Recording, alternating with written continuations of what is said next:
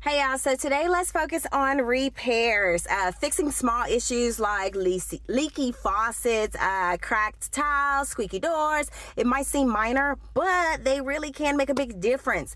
Buyers notice these details, y'all, and quick fixes can help avoid any red flags during the inspections as well.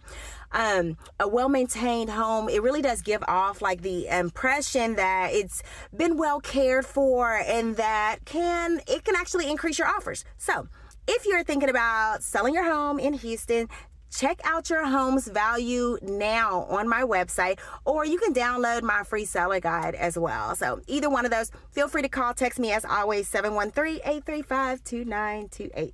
Alrighty, see y'all later. Bye.